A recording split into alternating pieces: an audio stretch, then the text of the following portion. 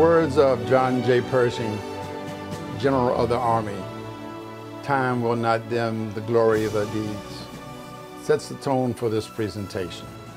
Hello, I'm Harry Robinson, the Executive Consulting Architect for the American Battle Monuments Commission.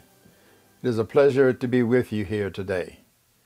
I titled this talk, Thoughts on Defining and Recommitting to the ABMC Founding Design Values and Principles.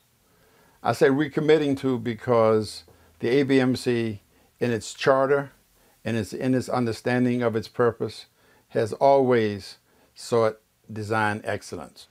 In the ABMC mission, Guardians of America's Overseas Commemorative Cemeteries and Memorials sets the tone for the seminal purpose of why we exist and what our charge is. We maintain, we build, we interpret, we welcome our guests, but at the core of our purposes, this guardianship, I believe, is the guiding principle of what we do. At the beginning of the ABMC, it was General Pershing and his staff and the design leadership and values of giants such as the Olmsted brothers, sons of Frederick Law Olmsted, and Paul Philip Cray, who gave the direction that we follow here today. They were among those in their profession who were revered and who today we study as the original American classicists.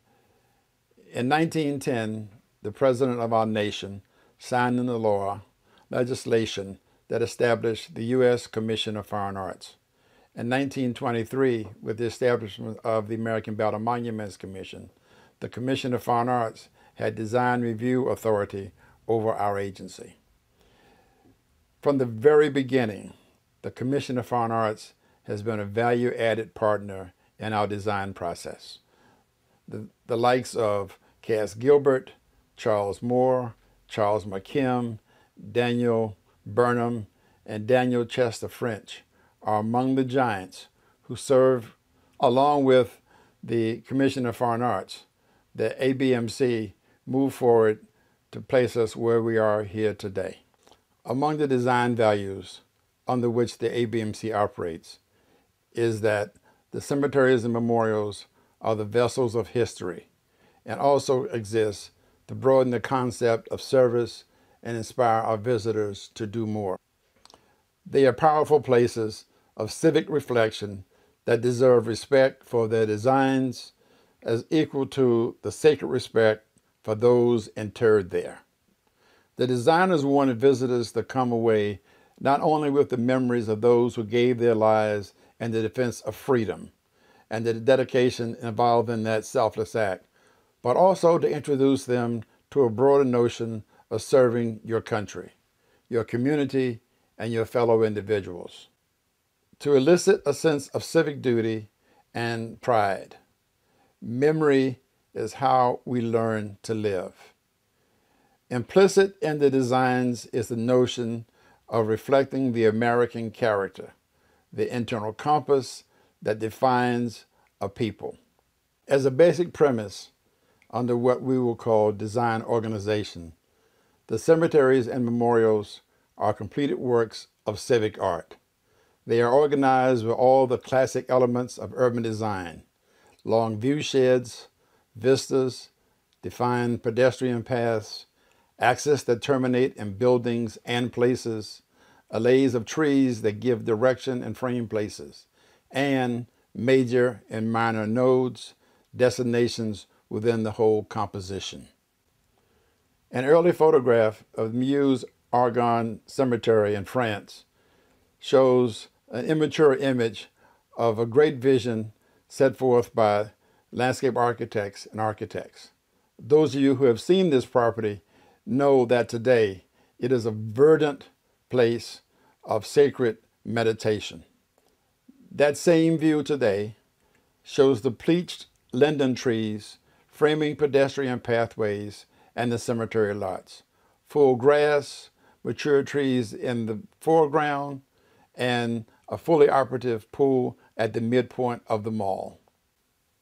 An urban design framework of the Meuse-Argonne shows that it is a formal arrangement of landscape elements, bisected in the valley by a 600-yard mall with main entry gates on either extremity, anchored by a pool in the center.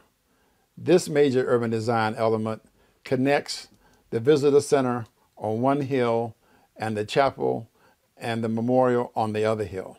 In between their 8 cemetery plots, a total of 15,000 plus Americans are buried on this property. You will see that the red symbols indicate the nodes that connect the major parts of this cemetery. We call this an urban design framework. In its elements, the trees do several things as urban design icons. The first is that the trees define the plots. The trees define the pathways, and the trees define the 2 axes, north and south, east and west. You will note in this image that the peach tree pathways lead directly to the chapel and the memorial and connected with the opposing hill on which the visitor center resides. The chapel and the memorial are beautifully articulated architecture and have a node or place in this cemetery of their own on top of the opposing hill from the visitor center. The long axis, gateway to gateway down the mall, framed by oak trees, is as magnificent as any in the world, certainly as magnificent as the Champs-Élysées and the National Mall in Washington, D.C. It is a heroic, strong, and powerful landscape element.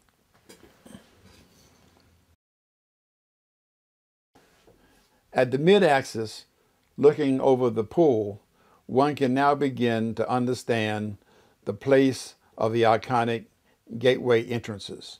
They stand as sentries guarding the entry to this sacred land. The original site plans for Meuse-Argonne and Wassin cemeteries are noble, detailed concept plans with big ideas and respectfully scaled elements and spatial relationships. As in most ABMC cemeteries, they have strong north-south and east-west axes, around which the grave plots, the memorials, the visitor centers, and other ancillary buildings are organized.